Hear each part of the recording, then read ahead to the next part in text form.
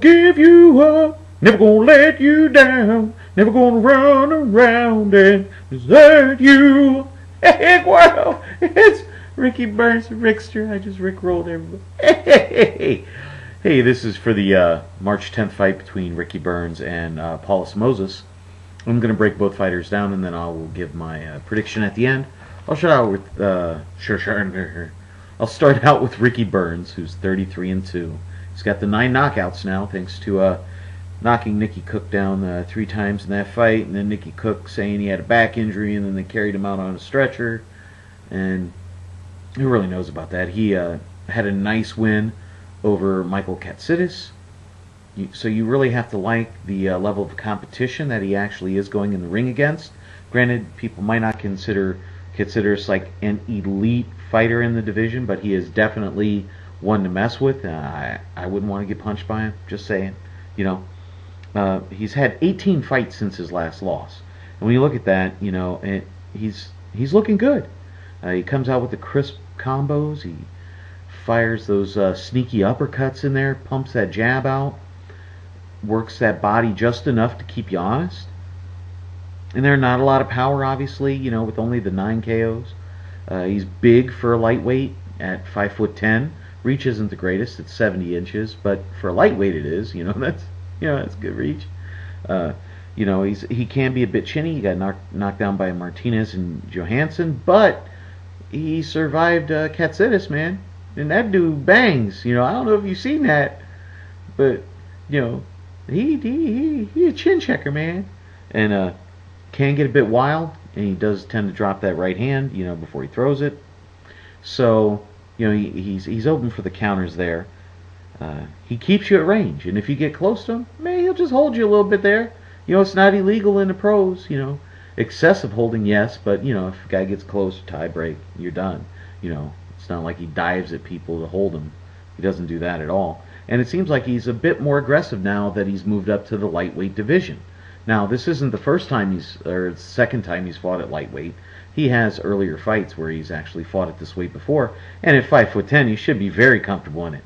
And I don't know who his tattooist is, but he's got to be like Rich, man. This dude seems like he puts on 3 tattoos for every fight, man. You know, I don't know. It's just where he's not going to have a lot of canvas left. You know, he keeps going the way he's going.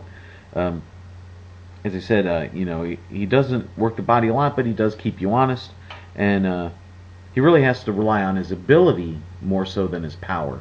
So, but it's not like he doesn't throw with aggression. This he will pound it out on you.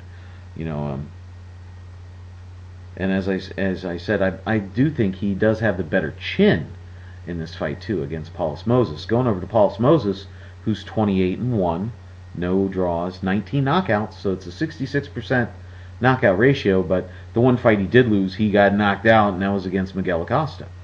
And Miguel Acosta is not the world's greatest puncher, and if you saw that right hand that landed on him and put him out, it wasn't like a freakishly flush shot either. Now, it could have been one of those more on the ear kind of deal, but it looked like as soon as the ref said 10, you know, then he got up.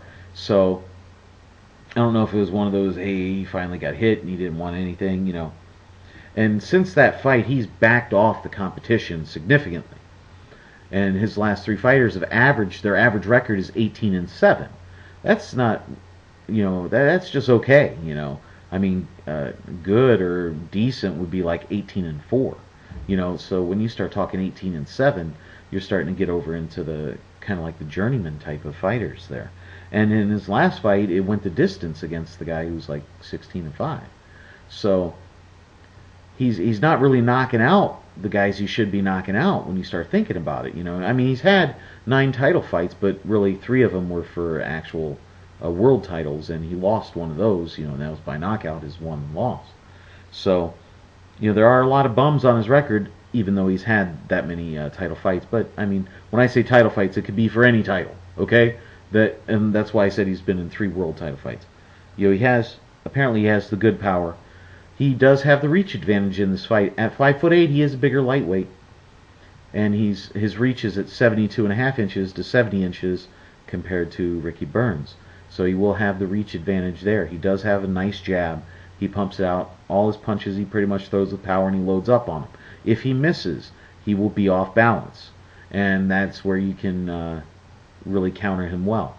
He can throw the short right hand inside. It's kind of short chopping, and he does throw the lead right hand.